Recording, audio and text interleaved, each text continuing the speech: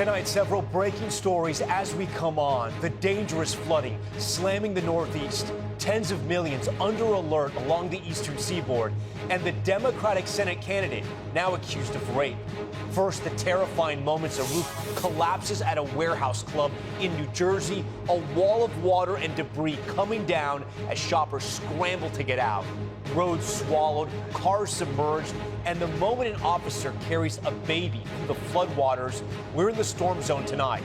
Breaking right now, Maine Democrats calling on Senate candidate Platner to drop out.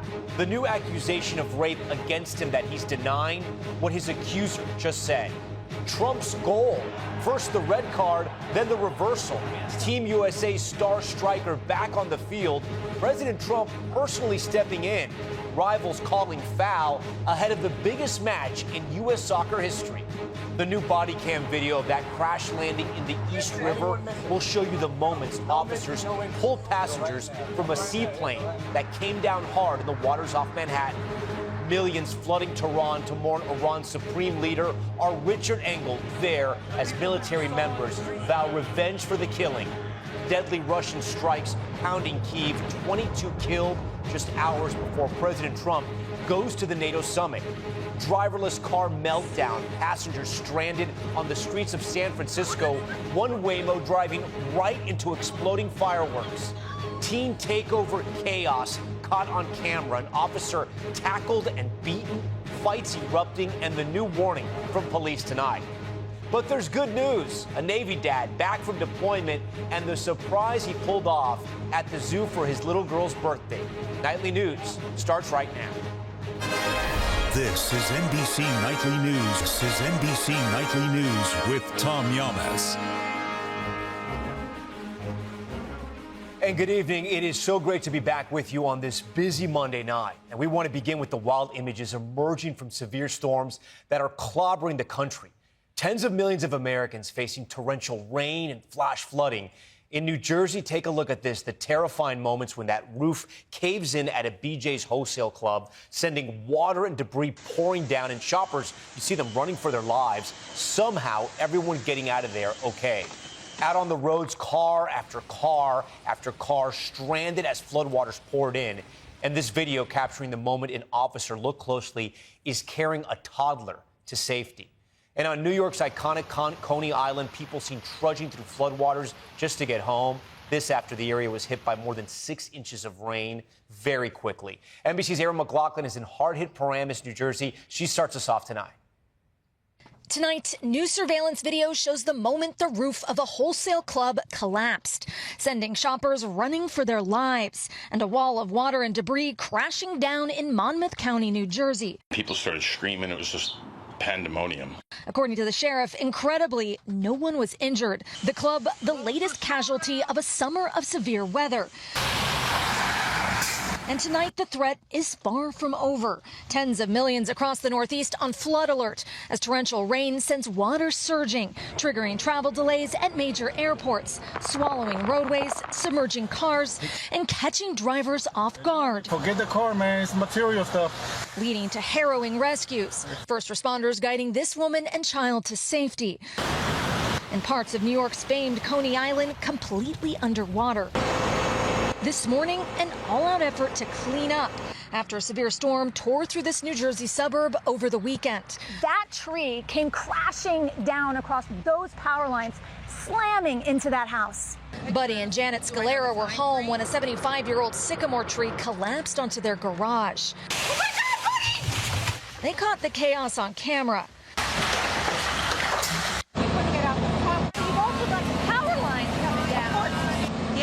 The dog over the live wire. All of it capping off a hectic holiday weekend with more severe weather on the way. A wild scene there in New Jersey. Aaron joins us now live. And Aaron, we see the impact of that storm just behind you. We can hear what sounds like rain as well. So many across the country lost power over the weekend. And where you are right now, residents are still in the dark. That's right, Tom. After a series of storms slammed the Northeast, tonight nearly 200,000 are without power, including this street in New Jersey. As you can see behind me, it is full of downed trees, crews working through the rain to restore the power. Tom? Aaron McLaughlin leading us off tonight. Aaron, thank you. We want to get to some breaking news just in one of the biggest Senate races in the country. A woman who dated Maine Democratic Senate nominee Graham Platner saying he raped her. Ryan Nobles reports top Democrats are now calling on him to exit the race. Tonight, Maine's Democratic Party calling on its own nominee to drop out of the Senate race there, with Graham Platner facing an allegation of rape, saying he's reassessing his campaign. We are taking the time to reflect on the best path forward. All as a woman who was previously romantically involved with Platner says he forced her into non-consensual sex 5 years ago. He was heavily intoxicated, had intentions with me, and wasn't listening. And I said, no. I don't believe that you can think that that scenario was consensual.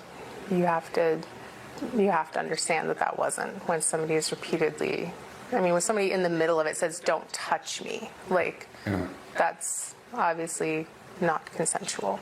Politico saying they spoke with a man Rasico dated and confided in the years after the alleged incident and reviewed documents, including emails between Rasico and her therapist. Rasico telling Politico she supports Platner politically, but saying, I just want the truth out there. I just want people to have a whole scope of who he is as a person. Platner denies the allegation. I wanted to directly address the troubling, serious, and false allegations against me. Any accusation of non-consensual behavior is categorically false. Platner has maintained support from high-profile Democrats despite a slew of scandals, including a former girlfriend telling the New York Times he, quote, twisted her arm behind her back and shoved her in a bedroom, trapping her in, which he denied, and had a tattoo widely recognized as a Nazi SS symbol covered up after backlash, saying he did not know its meaning. Ryan, these new allegations are terrible, and this is a massively important race for Democrats if they have any chance of retaking the Senate. Yeah, that's right, Tom. Democrats likely can't take back the Senate without this Maine seat. Platner is facing the incumbent GOP Senator Susan Collins. Now, he would need to drop out by July 13th in order to be replaced on the ballot, meaning the clock is ticking for him to make a decision. Tom? Ryan Nobles on that breaking story tonight. Ryan, thank you. We are just hours away from one of the biggest matches ever for Team USA at the World Cup. But there's also some controversy, with President Trump weighing in after a referee's call threatened to sideline one of America's top stars. Here's Steve Patterson with the big change. Tonight, Team USA's match just hours away. Facing Belgium, and a growing controversy over whether one of America's top stars should be allowed to play. All I did, I asked for a review. FIFA now clearing the way for American Folarin Balogun to play. President Trump revealing he called the head of FIFA after a referee's controversial red card had suspended him. I'm good at this stuff. I didn't think it was a foul. I thought it was two great athletes that crashed into each other and got entangled. That was not a guy punching somebody in the face. This was the play in question. Balogun stepping on the ankle of an opposing player, the red card given out after a later review of the video. It would have meant a one-game suspension for Balogun. I don't think it was the correct call. I think a yellow card would have been fair. FIFA then reversing course, delaying Balogun's suspension for up to a year after it was reviewed by a committee. FIFA's president tonight saying its decisions are made independently based on specific facts before them. It was a committee that made the decision, and they made the right decision. You want to see a game with your best players. The people in Belgium, if they win the game, they can be very proud. If they would win the game with a player missing, it would have been a different feeling. FIFA has delayed suspensions before, including Portuguese superstar Ronaldo, who was given a red card that could have caused him to miss 2 World Cup matches. But there's outrage in Europe over the delay in Balogun's suspension. The Royal Belgian Football Federation saying it was astonished by FIFA's decision, suggesting it went against ethics, fair competition, and the interest of football. Belgian fans upset in Seattle. You know, rules are the same for everyone. You stick to it, and that's it. But American fans rejoicing. I mean, let's just play the sport, and we're here to celebrate that. And, you know, we're here to celebrate our teams. And Balogun's American teammates excited he's back too. He was like, yeah, like, I'm in. And then everyone just like got hyped, and we were just, pumped for him. And Steve joins us now, surrounded by soccer fans there at Seattle's Fan Fest. And Steve, this match could not be bigger for Team USA. Tom, no doubt about it, for everybody on the pitch tonight, this is the biggest match of their lives. If the U.S. win, it would be the deepest run in nearly 30 years, which means quarterfinals against Spain, the team that may have just ended the last dance for Cristiano Ronaldo. We can feel that excitement tonight. All right, Steve, we thank you. We want to show you some new video now just in of a dramatic rescue caught on camera after a plane crash landed into a New York City river. The new images show the rescue as it happens. Here's Sam Brock with the tense moments. Right, you see it right there to the left? To the left, right where the helicopter is. Tonight, the frantic rush to save passengers on the East River. How many people you got? Seen through brand new body cam footage from NYPD's Marine Unit. Okay, come this way, come this way. After 8 people on board a seaplane had to be rescued following a hard landing Sunday. You're doing really good. The NTSB and FAA now both investigating the incident, the sudden drama captured from inside the cabin, where passengers remained collected even as the aircraft hit the water, snapping off the piece that connects the wing to the fuselage. Moments later, this emergency call from the pilot. Mayday, the plane down on the water. With helicopters above and NYPD boats racing to help, no one, incredibly, was seriously injured. Kathy Babis has been a pilot for 50 years and is certified on seaplanes. Sometimes the water is doing something you absolutely didn't expect at that moment in time, and you end up with a hard landing. The nose will typically flip over, then everybody's upside down, and that is less survivable. And I give kudos to the passengers. They were remarkably calm. Tonight, these passengers just relieved. Hey, come this way, come this way. For the heroic response and a plane that stayed above water. Sam Brock, NBC News, New York. We want to head overseas now to Ukraine. A deadly new Russian attack happening just as President Trump is set to arrive at a high-stakes NATO summit to push for peace. Here's Chief International Correspondent Keir Simmons. Tonight, this is Russia's message to NATO, right on the eve of its critical summit. A massive fireball in the early hours of this morning. Another Russian ballistic missile getting through. Ukraine's President Zelensky set to tell world leaders Patriot missile defenses are an urgent priority, but they are in short supply everywhere. 22 Ukrainians dead today as fire crews again searched for survivors amid smouldering rubble. The second Russian bombardment in less than a week. President Trump speaking with Russia's President Putin. President Putin wants it to end. I will tell you that very strongly. A good call. And President Zelensky actually wants it to end now. And we're going to be going to NATO and we're going to be talking about it. And I think we're going to get it. I think we're going to get it ended. Ukraine, for its part, hitting Russian oil refineries and Putin's prized Crimea. The Trump administration is reviewing America's military footprint in Europe, though European officials say they are now paying more towards their own defense. But on the eve of the NATO summit, President Trump again questioning the value of the alliance. Tom? All right, Keir, we thank you. In Tehran, millions flooding the streets for the funeral procession for Iran's late supreme leader. Our Richard Engel is in Iran tonight with rare access. Iranian officials say millions attended the funeral procession today for Iran's former supreme leader, Ayatollah Ali Khamenei, assassinated by the United States and Israel at the start of the war in February.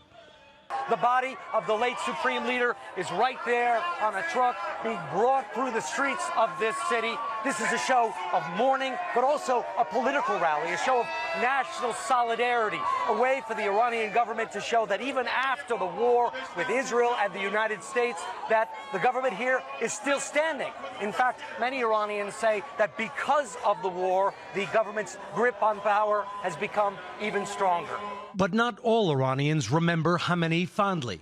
For over 3 decades, he ran a strict, authoritarian government, stoked regional conflict, and oversaw a brutal crackdown on women in 2022, the regime killing hundreds of people and arresting thousands. Today, opposition voices here were silent. We managed to speak to a member of the powerful Revolutionary Guard. They almost never talk to foreign journalists. Do you think the war is over, or do you think this is just a pause? We believe this war ends when we avenge the blood of Sayyid Ali Khamenei and his soldiers. The war is not over for us, he said. And everywhere you looked, there were calls for revenge. The new Supreme Leader, Ayatollah Moshtaba, didn't appear today and hasn't been seen since he was injured in the same attack that killed his father. Tom? Richard, thank you. Back here at home, several cities saw a rash of violence over the holiday weekend, fueled by dangerous teen takeovers. Our George Solis on the chaotic scenes. A violent brawl breaking out in South Carolina. A North Charleston police officer tackled to the ground and pummeled repeatedly during a 4th of July gathering of teens and young adults that descended into chaos. The video does not show how the fight started. This officer seen here firing his taser. Police say the 400-person crowd grew out of control. 4 minors and 2 adults were arrested. Authorities releasing these photos of guns and a makeshift spear recovered from the scene. The takeovers also ramping up in Raleigh, where videos show overrun streets and sidewalks as authorities say more than 5,000 teens began fighting early Sunday morning. Both units are transporting the 2 victims. Police say 9 people were shot and more than 24 young adults now face charges ranging from fighting to assaulting an officer. Chaos also unfolding in South Florida, where authorities say a Miami-Dade sheriff's deputy's hand was burned by a firework that launched in his direction. Authorities say with these videos now circulating on social media, more arrests are now likely. Tom? George, thank you. When we return in 60 seconds, Waymo traffic jam on the 4th of July. Look at this. And the scary moment for one rider as fireworks fly. Plus the massive warehouse fire in West Virginia, still burning days later. We're back now with the Waymo meltdown in San Francisco. One running right through a fireworks explosion and others stuck in traffic, leaving passengers furious when they ran out of battery. Here's Liz Kreutz. Oh, no, don't go. It's yet another self-driving car mishap. Dude, our Waymo just drove into a firework. Rose Peterson and her fiance were in a Waymo on July 4th in San Francisco when the robo-taxi drove right over illegal fireworks in the middle of the street. It didn't even stop. It didn't brake. It didn't hesitate. It just literally went on like nothing happened. Thankfully, the company says no one was hurt, but Rose says it left her questioning the car's safety.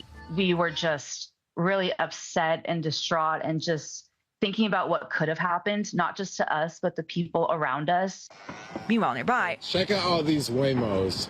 Several Waymo cars got stuck in the traffic following the city's big fireworks show. This is basically a Waymo traffic jam. Dave Gungona took this video after getting trapped in the gridlock. People were getting out of their cars and they were actually yelling and screaming at these Waymos. He says he was there for 2 hours before Waymo employees arrived. Some cars seen here getting towed away. Waymo says extreme traffic congestion disrupted normal operations and that some of their cars ran out of charge while idling. It all comes after a string of questionable traffic incidents involving Waymos. One recently drove into floodwaters in Atlanta, and in LA last year, another appeared to drive right into an active police scene. And as for the incidents on July 4th, the company says a separate unoccupied Waymo drove over a firework and caught fire. The company says they're committed to evaluating and learning from these events. Tom? Liz, thank you. We're back in a moment with the super typhoon pummeling the Pacific with wind gusts over 150 miles an hour. Stay with us. We're back now with terrifying video of a warehouse fire in West Virginia. Take a look at this. It was giant plumes of smoke that erupted on Saturday. The fire still burning more than a day later. The governor urging residents to shelter in place. Also today, a super typhoon slamming Guam in the Pacific with torrential rain and powerful winds more than 150 miles per hour. Video capturing trees blowing sideways, you see here, as the winds whip right through. And in China, video capturing a massive truck, look at this, exploding on a highway, sending an orange fireball and plumes of black smoke into the air. The blast even triggering a shock wave that ruptured the road and killed 2 people. Okay, when we come back, the emotional reunion, a Navy father surprising his family with the help of a giant elephant. That's next. Finally, there's good news tonight. A father deployed with the Navy reuniting with his family after 9 months away with the help of a 7,000-pound elephant. A short walk is all that stands between this military dad and the family he hasn't seen in so long. That's Navy Personnel Specialist First Class Adam Popke. Surprising his family, his son Charlie notices him first. Then his wife, Michaela, overcome with emotion.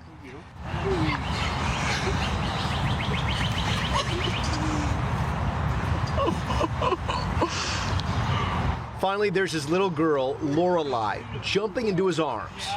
Good morning. Yes. The elephant encounter, a surprise for his daughter's 5th birthday. Little did she know an even bigger surprise was in store. I'm so happy Daddy's back. After 9 months, it's just so amazing to be back with Charlie, Lorelei, and my wife. And this hug says it all. A family so glad to be together again. Great way to start the week. All right, that's Nightly News for this Monday. I'm Tom Llamas. We thank you so much for watching. Tonight and always, we're here for you. Good night.